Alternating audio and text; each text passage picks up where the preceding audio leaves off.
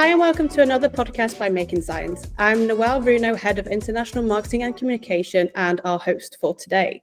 In today's episode, we are joined by Tamim Iftikhar, CTO at GrowthLoop, and our very own Nick Tiano, US CRO at Making Science.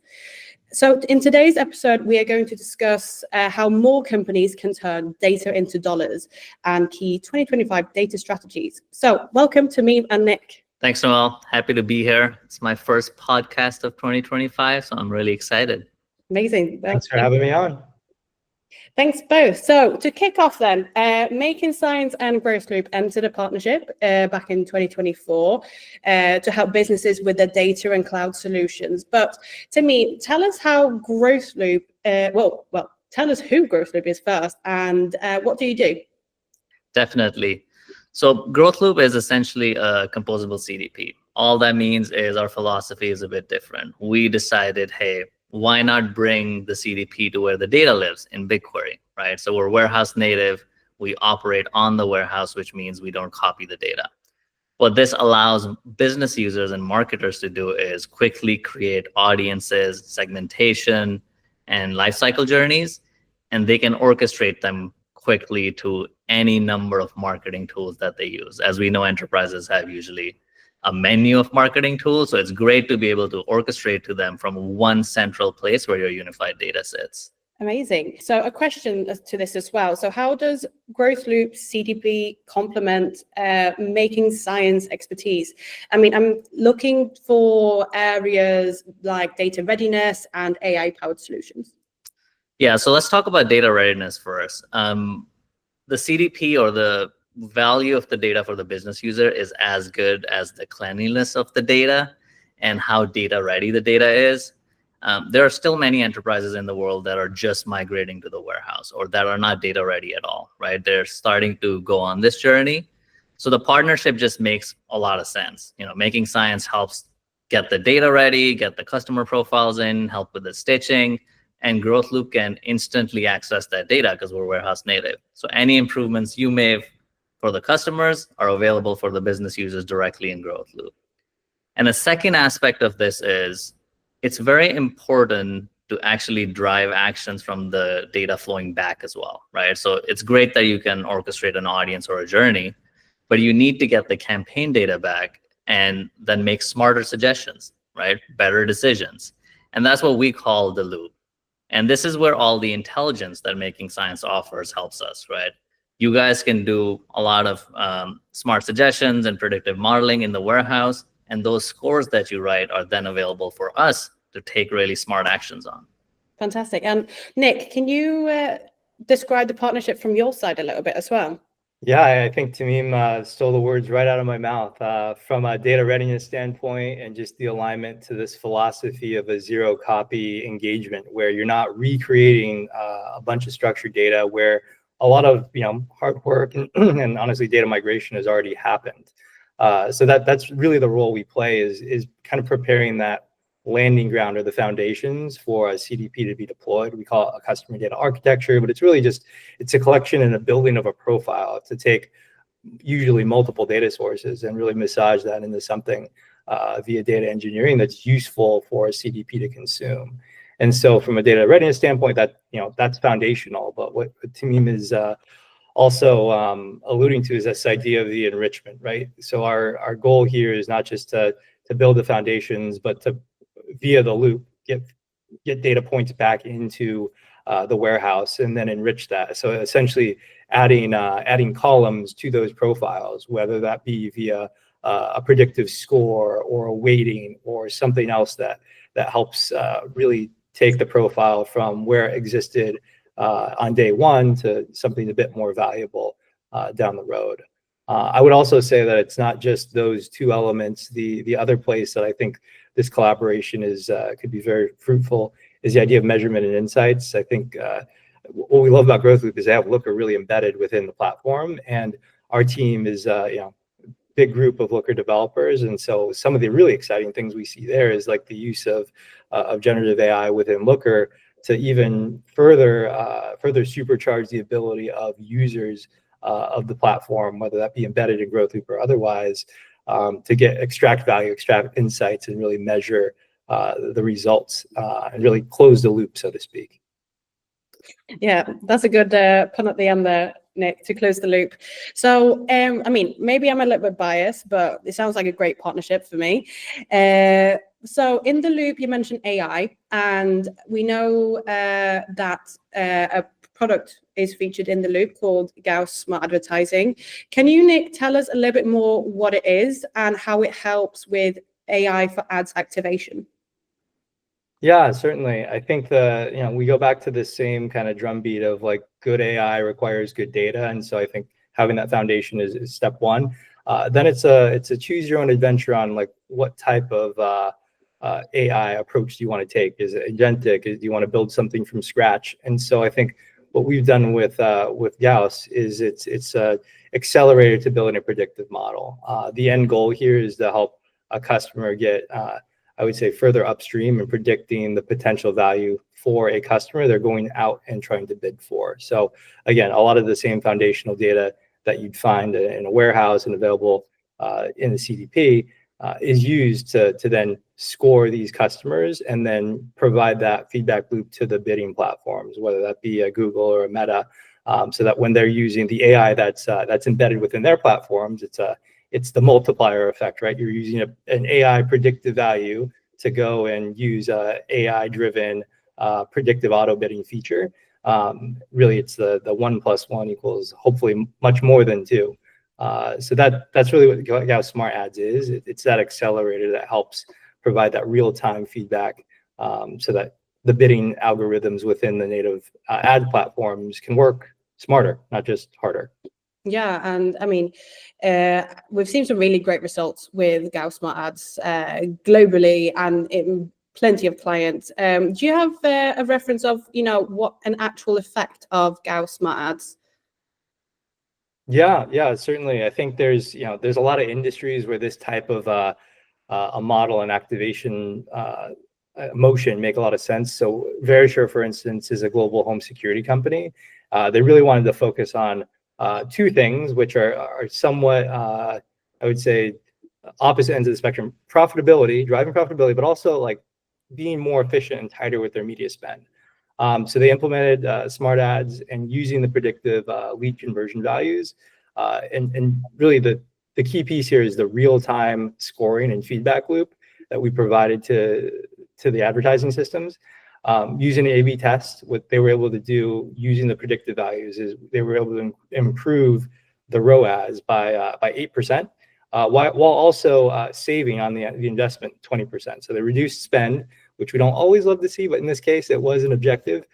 Reduced spend by 20%, but also drove an increase in the return on investment by 8%. So I think the way we like to think about that is where could they then reinvest that 20% to, again, drive the returns that they were looking for as a business. Just one of many examples in a very specific vertical, but I think they had the right infrastructure in place. They had the right data to make some of this scoring possible. And then the acceleration on the back of AI was really what drove the results.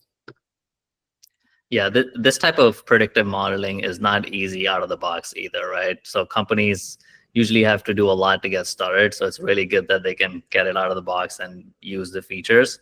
Just a question on that. So this you can also sync real time to the ads platform, but it's also ending up in the warehouse, which means it still plays very nicely with the composable architecture, and then the CDP is able to consume it as well, right? Yeah, absolutely. It's a dual purpose value, right? You add it to the profile of the customer if available within the CDP, and then in real time, either via tag or a server to server push, it shows up within the ad platform. So you're helping yourselves from a bidding standpoint. You're also enriching the customer profile. So again, it's a dual threat, so to speak. Amazing. So moving on slightly from the loop and Gauss Smart Ads. So we're now in 2025 and we want to talk a little bit more about the year ahead. So the year ahead means trends, right? So everyone's talking about 2025 trends, but we know that now it's all about AI and creativity, but to me, what else is on your list for 2025 trends and musts? Yeah, the market is changing quickly. So I'll start with this. I think the industry is moving towards a more results-driven tools, right? It used to be feature parity, this feature, that feature. And now we're going, hey, as a marketer, as a business user, I want to drive results. And this is where AI and predictive models come into play, right? So at GrowthLoop, we do see an agentic, AI-based future on making decisions in the tool, but those decisions then need really good predictive models and scores to make those decisions, right? So you have to close the loop to be able to then make smarter decisions with AI. And all that drives us towards is, building this, what we call a perfect customer journey, right? When to target which user with what, right? Which channel is the best for them. So by combining the power from like Making Science, you guys telling us what's the best channel for this user, or what their channel propensity is, or how do we optimize them, you're really starting to move towards this hyper personalization, what I call one-to-one marketing eventually, hopefully, which will take some time. But it's exciting to see that promise we had for like decades in marketing is finally somewhere close to being true. And it'll be exciting to see how it plays out. Yeah, for sure. It's all about personalization, isn't it? But turning to you, Nick, what are your biggest musts and trends for 2025? Yeah, I love that thought on personalization. And I take that as a part of where I see the biggest trend. It's how do you personalize the use of AI? Because I think the platforms and agentic approaches, that's stuff everybody gets when they use a platform. So if you have a platform or solution where you have broad adoption, how does a brand, especially if they're in the same category as another brand that are both using the same solution, how do you then differentiate? And I think the answer there is it's a lot of what we talked about on the data readiness front. How do you bring the best of your first-party data to the party? And then how do you apply your own internal and proprietary AI solutions, your models, your predictive scoring, et cetera, to that first-party data to then make that uniquely valuable to you? So we talked about it a little bit with Gauss, the AI predictive model plugged into the AI bidding within an ads platform. I think the differentiated value for a brand in that scenario is it's the score that you bring. Not everybody will have that score because they don't have your data. Everybody will have that AI that's built into an ads platform, but everybody gets that. So it's that additive secret sauce. It is the first party data, the modeling that you put on top of that. And then in parallel, I would say the other big trend is just right sizing the approach to generative AI or AI in general, right? Like policy and use case clarity for a brand beyond the idea of just simple, like, do I have consent to use this data or not? Like, where should I be using this data? Where should I not? Where should I leave that to a more, I'd say a more traditional marketer approach? I think that push and pull within marketing organizations, we see that happening all the time with our customers. It's an ongoing discussion and dialogue. It's not yet an argument, which is good. And I don't think it'll get there because folks have started early. Yeah, for sure. And, I think it's important here to also highlight the data quality that you are collecting in this. So, and I want to sort of shift the question onto this. So what are some of the biggest challenges you guys are seeing in terms of, more or less clients are seeing in terms of data quality, and how can this partnership help address those challenges that they have with data quality? Yeah, there's a lot of aspects to data quality, right? First is obviously you want to collect all the data you need. Most enterprises or large companies have so much data. There's third-party data, there's first-party data, there's even data from surveys, in a stadium because somebody went to watch a football game, right? And stitching those together is one of those problems that, is really tough, right? So bringing all these sources together in one place, stitching them together to make them useful, right? And then making sure ongoing the data is also not decreasing in quality. That's one of the things I see miss most, right? Like the initial subset of data is good, but there's no ongoing monitoring or data quality on it, which you need. And that's really important. The other important thing is business use cases, right? Like sometimes engineers can just be focused on data engineering, right? But it's important to tie it to what does the business need? What answers do they want to answer with this data as well? Yeah, for sure. Nick, any comments from you on the data quality? No, I couldn't agree more. I think we're singing from the same song sheet here. I would say the other thing that we run into a lot is the idea that like the migration is the work. Migration is a fraction of what what it really takes to stand up a usable set of data. It's the data engineering, it's the quality that Tamim mentioned. That's really the crux of the value. It's building those profiles that are queryable, that are digestible, that where there's consistent schema. That's the hard stuff. And I think that often gets lost. Like, oh, the data is in the warehouse, it'll just work. And that's a popular misconception. Yeah. So in short, you need to have basically good quality in order to get the most out of the data itself, but also the most out of the AI solutions you're implementing. So if I were to say, as an example, then, let's say I'm a retailer, what do I need in place to get the most out of the loop? Yeah, going back to the data as well, I've always said, you don't really have an AI strategy if you don't have a data strategy, which is going to be more and more true, and what Nick was touching on as well, because LLMs are going to be commoditized. It's your data that's your competitive advantage, right, going forward. The reason I like the loop concept is it kind of tells you the steps in one place. So you have to ingest the data. You need to activate the data, which is your audience and journey segmentation. You need to bring back the data, which is, bring back to the warehouse in the same place. And then you need to make smarter decision on predictions on them, right?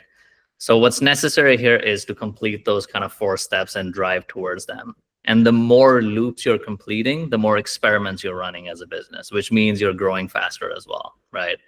Marketing can be generally pretty like waterfall, sometimes quarterly based. And I think it's good that the industry is moving towards running more experiments more frequently, right? And that's going to drive more growth. And coming back to my first point about use cases, sometimes people think that they have to spend 6 months to build a customer 360 to get any value out of their warehouse. You can start with the first few use cases that are very important for your business and iteratively start building your customer data architecture as well, right? So there's a bit of a misconception there, or you can't get started right away. And that helps them start with business impact a little bit earlier. Yeah, I would agree. I mean, time to value is huge in these types of scenarios. Like, I think IT thinks in quarters and cycles, and marketing thinks in campaigns, and those are very different timelines.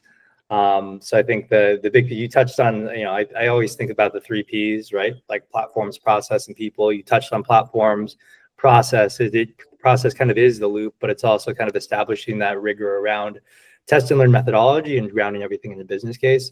The last one that I would just surface is just the idea of people, like committed leadership and product owners that are willing to adapt to using the technology and the data in a way that makes the most out of their investments, right? It's not free or inexpensive by any means to harness data, to capture it, maintain consent over it, and deploy a platform to help manage and make use of it. And so I think the commitment, not only to go on that journey, but then to develop a rigorous like test and learn methodology to make sure that the adoption and alignment across the different teams that will touch the platforms and manage it are aligned. I think that goes, that's a huge success factor. I've seen, process and platform A+, but if you don't have the right people alignment, the Ferrari you built stays in the garage. Yeah, and you don't want that, do you, Nick? No, you want to take that for a spin. So to round off then, what is the main piece of advice you'd give to companies going into, we're already in 2025, but to continue accelerating without a data readiness and CDP partner? Usually the advice I always like to give is, the world's moving very quickly, and, don't spend too much time planning. We have come so far in software engineering to be iterative, to learn, to fail fast and do things quickly. I think sometimes there can be a little bit of hesitancy with these type of things. And you just have to get started, get your teams involved. And like Nick said, change management is the biggest piece of this. It's actually easier to do the platform and the tooling side, but bringing your people along, bringing the change management in your company, that's the more important thing to also focus on as you get into it. And at least with the AI stuff, same thing, you got to just jump into it, keep security, privacy in mind, but you have to start experimenting. So start POC, start experiments, start hackathons in the company to get these things moving quickly. I love that. Yeah, I think you miss 100% of the shots you don't take. So getting the ball rolling is a huge piece of this. I think the advice I would continue to give folks is a CDP is not a strategy. A data warehouse is not a strategy. Like you have to build a business case, then the marketing case for what you want to do, and then build your data strategy. And then, just like the approach for composable, like everything sits on top of that data strategy. So I think starting there is really what's important. And then of course, you do that along in concert with your CDP evaluation. But if you're starting from square one, you don't have a CDP, and don't skip the due diligence part of this, because it's not a silver bullet. Yeah. So main takeaway is, if you don't have a data readiness or CDP partner, I guess it's to get one, in summary.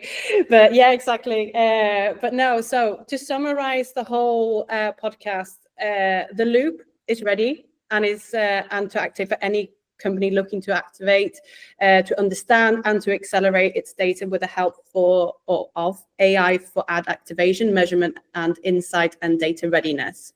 So thank you to everyone who's been listening today's episode of Making Science podcast, and thank you again to our experts Tamim and Nick for joining today's episode.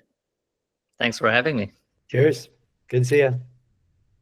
And if you'd like to get in touch with us regarding the loop or data readiness or any other AI solutions we have at Making Science, please get in touch at info@makingscience.com. Thank you for listening.